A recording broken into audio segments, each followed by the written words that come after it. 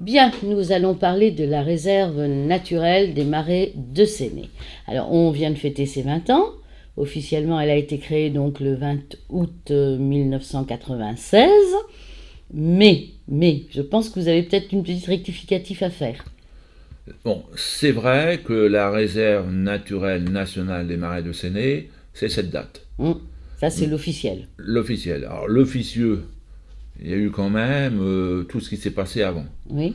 Donc je vais remonter dans le temps, Hum, 1978 ou 79, j'ai un trou de mémoire sur l'année, la Mococadix. Oui. Donc à cette époque-là, la SEPNB, ça s'appelait à ce moment-là Société pour l'étude et la protection de la nature en Bretagne, qui est devenue dans ces années 90 Bretagne vivante. Hum, Il y a plein de gens qui nous ont fait des dons pour sauver, disons, les oiseaux blessés, Mazouté, mazoutés, et oui. tout ça. Hum, Sur le nombre que nous avons récupéré sur les côtes, si on a pu relâcher, Oui. et encore je ne sais pas combien de ce qu'on a relâché, ce qui ont vécu, disons, 2 ou 3 ans, c'est 0,00 je ne sais pas combien. Hum, Donc on s'est trouvé devant un pactole et on s'est dit qu'est-ce qu'on fait avec cet argent. Oui.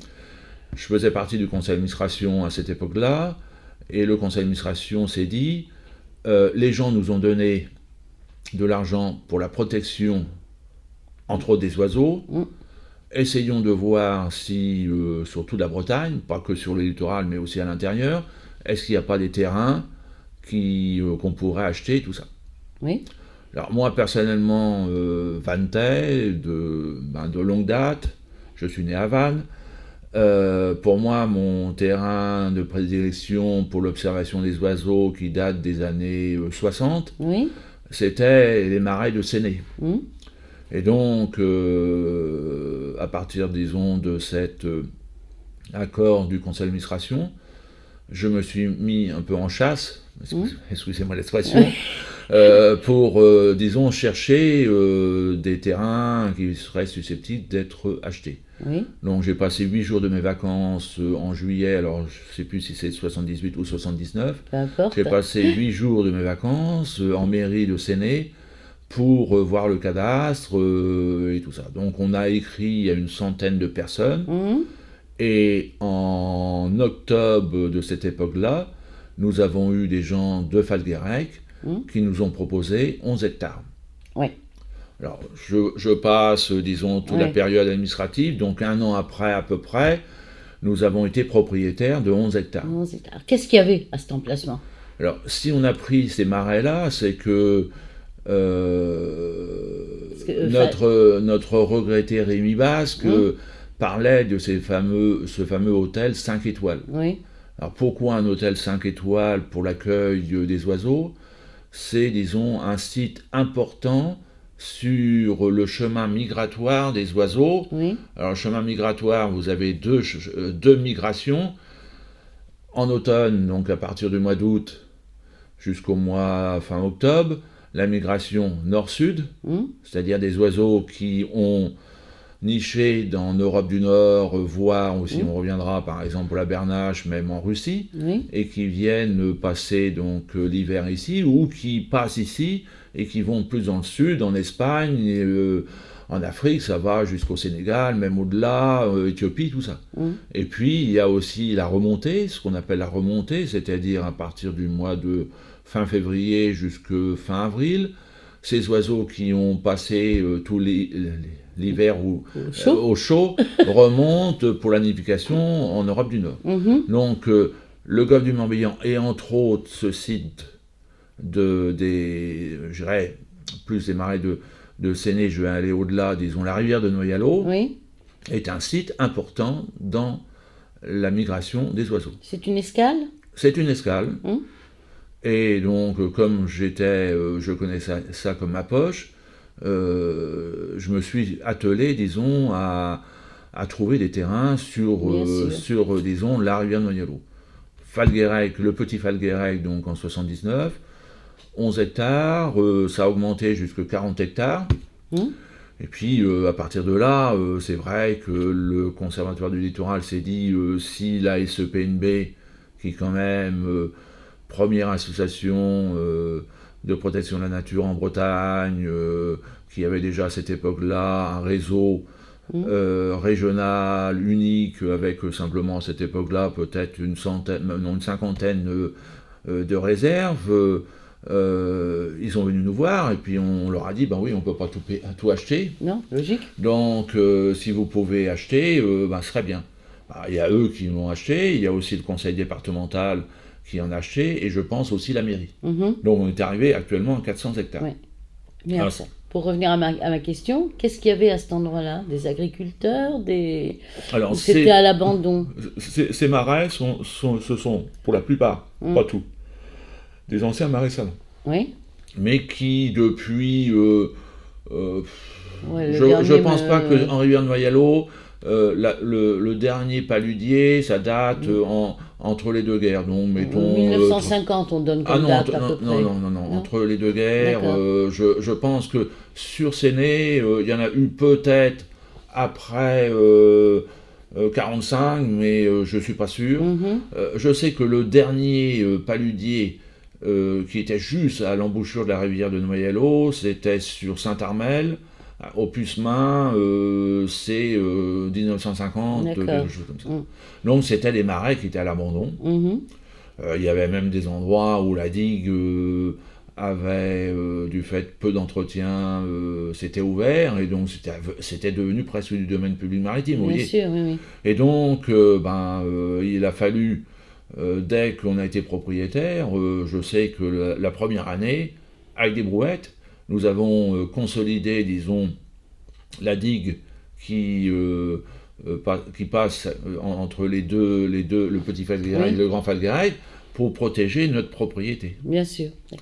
Et vous aviez qui avec vous? Parce que c'est un énorme chantier, en réalité. Il y avait la section de la SEPNB qui était là, et donc les premiers travaux ont été faits à la brouette. Il faut savoir qu'il y a des chantiers sur la réserve depuis cette année-là, et encore actuellement, je ne sais pas si vous êtes au courant, mais depuis dimanche dernier, donc une fois par mois, donc aller sur le site de internet de la réserve de Séné ou le site de la page Facebook pour savoir les dates, mais tous les mois, il y a des gens qui se retrouvent pendant un dimanche pour entretenir la réserve à cette époque actuellement. Oui. Mais depuis 1978, il y a eu tous les ans des chantiers pour... le départ, ça a été la digue. Bon, après, nous avons pris une entreprise, parce qu'il y avait des financements aussi. On a trouvé des financements par des partenaires... institutionnels? Des partenaires, il y a eu des partenaires privés, le WWF, là, mais aussi des privés, et puis aussi, l'État nous ont aidés pour ces premiers travaux. Donc, il y a eu des travaux. Au départ, elle a été ouverte... les premières années, on n'ouvrait qu'une fois. L'année, c'était le 1er mai, on faisait une grande sortie, une grande découverte, ouverture de cette réserve. Ensuite, en 81, la gauche arrivant au pouvoir, ils ont mis en place ces fameux contrats jeunes. Donc on a pu embaucher quelqu'un avec ces contrats.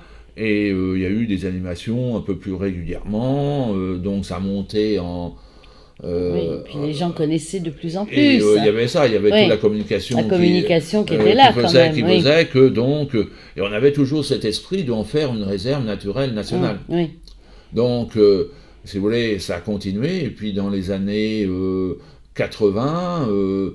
Marcel Carteau arrivant, disons, à la mairie de Séné avec son équipe, s'est dit, la SEPNB Bretagne Vivante a un projet, essayons de voir si on ne peut pas faire, regrouper, tous les forces sur le terrain, c'est-à-dire les protecteurs, c'est vrai, les protecteurs de la nature, mais aussi les chasseurs, parce qu'il faut savoir que si, quand je vous disais au départ, c'était, un site 5 étoiles pour la migration, les chasseurs en prélevaient, une partie. Donc la cohabitation était à ce moment-là assez tendue entre nous et les chasseurs. Ça a évolué. Marcel Carteau a été, disons, un promoteur de cette évolution et tout ça. Et donc, il a réussi à mettre autour de la table Bretagne Vivante et SEPNB et l'association communale de chasse de Séné. Et donc, de là est née cette réserve, et c'est la seule, unique en France, où des chasseurs font partie de la gestion. Font partie de la gestion. Il y a donc une gestion tripartite, mairie de Séné, Bretagne Vivante et l'association communale des chasses. Ça, c'est vraiment exceptionnel quand même. C'est exceptionnel, c'est unique en France. Et après, un petit peu quand même, qu'est-ce qui s'est comment ça, parce que ça a évolué rapidement après, à passer un certain moment, ça a quand même évolué rapidement. Oui, parce que disons l'équipe, donc avant, si vous voulez, la réserve naturelle nationale, l'équipe qui était composée entre autres d'André Forlot, qui a été le premier conservateur, ensuite Rémi Basque qui a suivi, qui a été conservateur avant que, disons, Guillaume Gélineau, salarié de Bretagne Vivante, récupère la gestion et tout ça de la réserve. Au moins ces deux conservateurs avec une équipe, ils n'étaient pas tout seuls, avec une équipe de, je dirais, de 10-15 personnes. On fait de la sensibilisation, on fait aussi de l'information. Il y avait eu pendant un moment, tous les ans, une petite, la lettre de la réserve, avec plein d'informations sur, certes, la vie faune, mais aussi la botta, les papillons, vous voyez, plein de choses. Oui, effectivement. Il faut être passionné quand même. Passionné, et puis, je dirais, opiniâtre. Pour arriver je pense. Pas se décourager, parce que le chemin a été ardu quand même pour arriver à la réserve que nous avons aujourd'hui, qui est ouverte 4 mois de l'année, à peu près 5 mois. C'est ouvert. C'est ouvert du 1er février. Ça fait 6 mois alors. 1er février jusqu'au 15 septembre. Oui, donc ça fait 6 bons mois. Qu'on peut effectivement, même par groupe, prendre rendez-vous pour aller, même en période de fermeture, tout ça.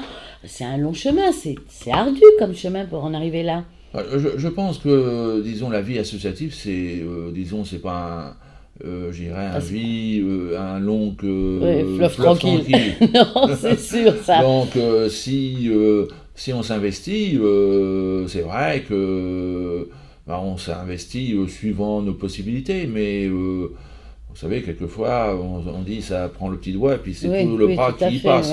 Donc voilà, c'est ça, mais je crois qu'il faut le faire en plaisir. Moi, tout ce que je fais, disons, Bretagne Vivante actuellement, au titre de la communication au niveau de l'antenne de Bretagne Vivante, Pays de Vannes et Auray, je fais, disons, avec plaisir. C'est pas une obligation. Une obligation. Le jour que je voudrais arrêter, j'arrêterai.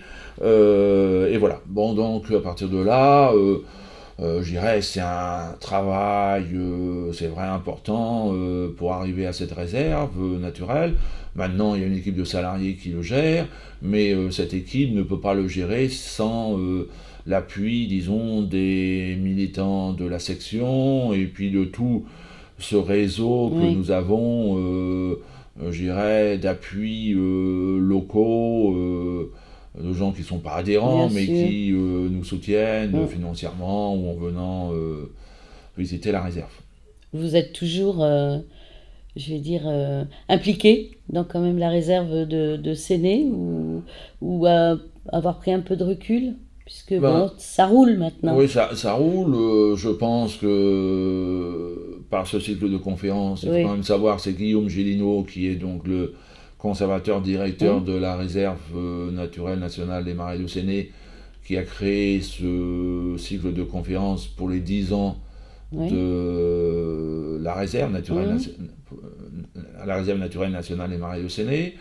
Donc il fait partie de l'équipe qui gère ce cycle de conférences. Donc de ce fait, je suis toujours impliqué, peut-être un peu moins qu'avant, mais je suis quand même impliqué. Ça reste le bébé quand même à suivre.